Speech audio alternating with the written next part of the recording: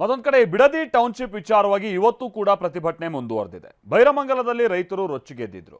ಇದರ ನಡುವೆ ರಾಜಕೀಯ ವಾಕ್ಸಮರ ಕೂಡ ಜೋರಾಗಿ ನಡೀತಾ ಇದೆ. ಬನ್ನಿ ಏನೇನಾಗ್ತಾ ಇದೆ ಈ ರಿಪೋರ್ಟ್ ಅಲ್ಲಿ ನೋಡ್ಕೊಂಬೋಣ. ಕರ್ನಾಟಕ ರಾಜ್ಯ ರೈತ ಸಂಘಕ್ಕೆ ರೈತ ಹಿತರಕ್ಷಣಾ ಸಮಿತಿಗೆ ರೈತ ಹಿತರಕ್ಷಣಾ ಸಮಿತಿಗೆ ಬಿಡದಿ ಬೈರಮಂಗಲ ರೈತರಿಗೆ ಬಿಡದಿ ಟೌನ್ಶಿಪ್ ಯೋಜನೆ ವಿರೋಧಿಸಿ ಬೈರಮಂಗಲದಲ್ಲಿ ಇಂದು ಕೂಡ ಪ್ರತಿಭಟನೆ ಮುಂದುವರೆದಿದೆ. ಸರ್ಕಾರ ಟೌನ್ಶಿಪ್ ಯೋಜನೆಯನ್ನ ಕೈಬಿಡಬೇಕು, ಯಾವುದೇ ಕಾರಣಕ್ಕೂ ಮುಂದುವರಿಸಬಾರದು ಅಂತ ಅನ್ನದಾತರು ಪೊರಕೆ ಹಿಡಿದು ಧರಣಿ ಕೂತಿದ್ರು. ಬಳಿಕ ತಾವು ತಂದಿದ್ದ ಪೊರಕೆಗಳಿಗೆ ಪೂಜೆ ಮಾಡಿ ಆಕ್ರೋಶ ಹೊರಹಾಕಿದ್ದಾರೆ.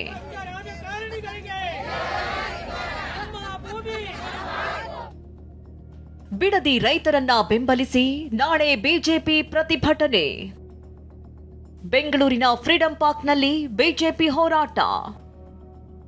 ಬಿಡದಿ ರೈತರ ಹೋರಾಟಕ್ಕೆ ರಾಜ್ಯ ಬಿಜೆಪಿ ನಾಯಕರು ಸಾಥ್ ಕೊಟ್ಟಿದ್ದಾರೆ. ಟೌನ್ಶಿಪ್ ವಿರೋಧಿಸಿ ಬಿಡದಿ ರೈತರನ್ನ ಬೆಂಬಲಿಸಿ ನಾಳೆ ಬೆಂಗಳೂರಿನ ಫ್ರೀಡಂ ಪಾರ್ಕ್ನಲ್ಲಿ ಪ್ರತಿಭಟನೆ ಹಮ್ಮಿಕೊಂಡಿದ್ದಾರೆ. ಪ್ರತಿಭಟನೆಯಲ್ಲಿ ಬಿಜೆಪಿ ಶಾಸಕರು, ಸಂಸದರು, ಮಾಜಿ ಶಾಸಕರು, ಮಾಜಿ ಸಂಸದರು ಭಾಗಿಯಾಗಲಿದ್ದಾರೆ. ನಾಳೆಯ ದಿನ ಭಾಜಪದ ನಮ್ಮೆಲ್ಲ ಸಂಸದರು, ಶಾಸಕರು, ವಿಧಾನ ಪರಿಷತ್ ಸದಸ್ಯರು, ಹಿಂದಿನ ಎಲ್ಲ ಚುನಾಯಿತ ಪ್ರತಿನಿಧಿಗಳು ಇವರೆಲ್ಲರ ನೇತೃತ್ವದಲ್ಲಿ ಬೆಂಗಳೂರಿನ ಫ್ರೀಡಂ ಪಾರ್ಕ್ನಲ್ಲಿ ಕಾಂಗ್ರೆಸ್ ಸರ್ಕಾರದ ಈ ರೈತ ವಿರೋಧಿ ಧೋರಣೆ ವಿರುದ್ಧ ಬೃಹತ್ ಪ್ರತಿಭಟನೆಯನ್ನು ಕೂಡ ನಾಳೆ ದಿನ ಹಮ್ಮಿಕೊಂಡಿದ್ದೇವೆ. ಬಿಡದಿಯಲ್ಲಿ ಗ್ರಾಮ ವಾಸ್ತವ್ಯಕ್ಕೂ ಬಿಜೆಪಿ ಪ್ಲಾನ್. ಬಿಡದಿ ಕದನದಲ್ಲಿ ಹೋರಾಟದ ತೀವ್ರತೆ ಹೆಚ್ಚಿಸಲು ಬಿಜೆಪಿ ಇನ್ನೂ ಒಂದು ಹೆಜ್ಜೆ ಮುಂದಿಟ್ಟಿದೆ. ಬಿಡದಿಯಲ್ಲಿ ಗ್ರಾಮ ವಾಸ್ತವ್ಯಕ್ಕೆ ಪ್ಲಾನ್ ಮಾಡಿದ್ದಾರೆ.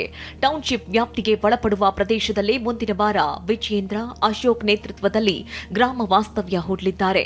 ಈ ಮೂಲಕ ಬಿಡದಿ ಭಾಗದ ರೈತರ ಸಮಸ್ಯೆ ಹಾಗೂ ಅಲ್ಲಿನ ವಾಸ್ತವ್ಯ ಸ್ಥಿತಿ ಅರಿಯೋಕೆ ಬಿಜೆಪಿ ನಾಯಕರು ಮುಂದಾಗಿದ್ದಾರೆ.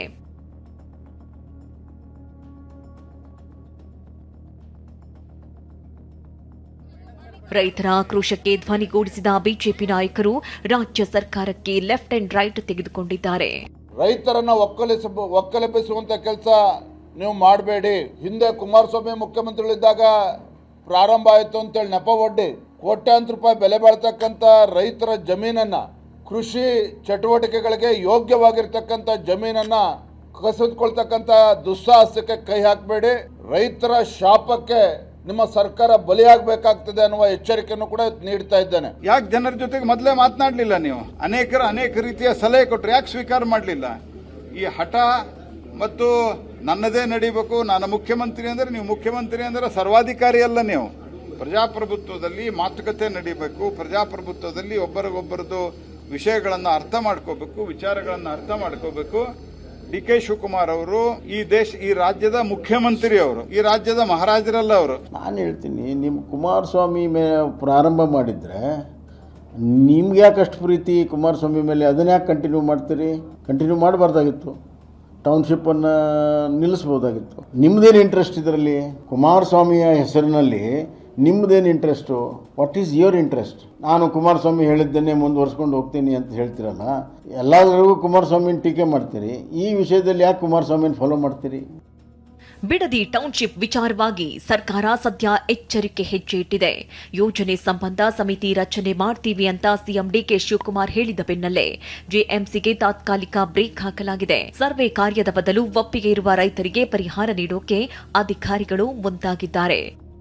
Bureau report, TV9.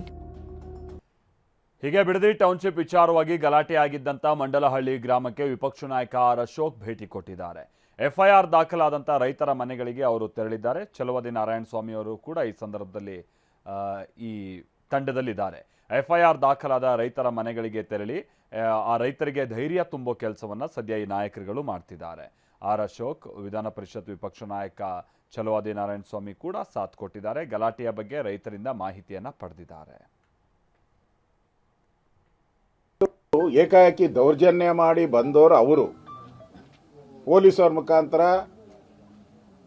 ಅವರ ಸಪೋರ್ಟಿಂದ ಮಹಿಳೆಯರ ಮೇಲೆಲ್ಲ ಅವ್ಯಾಚ ಶಬ್ದಗಳಿಂದ ಬೈದಿರೋರು ಅವರು. ಅದೇನು ಮಾಡ್ತೀವ ನೋಡೋಣ ಮಾಡೋಗಮ್ಮ ಅಂತೇಳಿ ಗಲಾಟೆ ಮಾಡಿದವರು ಅವರು. ತಿರ್ಗಾ ಈಗ ರೈತರ ಮೇಲೇನೆ ಕೇಸ್ ಹಾಕಿದ್ದಾರೆ. ಅದು ಮರ್ಡರ್ ಕೇಸು. ಅದರಲ್ಲಿ ಕ್ಲಿಯರ್ ಆಗಿದೆ, ಕೊಲೆ ಬೆದರಿಕೆ ಅನ್ನೋದು ಕ್ಲಿಯರ್ ಆಗಿದೆ. ಕೊಲೆ ಬೆದರಿಕೆ ಅಂದರೆ ಯಾವ ಸೆಕ್ಷನ್ ಬರ್ತೈತೆ ನಿಮಗೆ? ಬೇಲೆ ಇಲ್ಲ. 307 ಹಾಂ 307 ಬೇಲೆ ಇಲ್ಲ ಅದಕ್ಕೆ. ಅಂದರೆ ರೈತರನ್ನ ಕೊಲೆಗಾರ ಮಾಡಕ್ಕೆ ಹೊರಟಿದ್ದೀರಾ ಈ ಸರ್ಕಾರ. ರೈತರನ್ನ ಕೊಲೆಗಾರರು. 307 ಏನಾಗಿದೆ ಇಲ್ಲಿ? ಕೊಲೆ ಆಗಿದೆಯಾ? ಏನಾಗಿದೆ?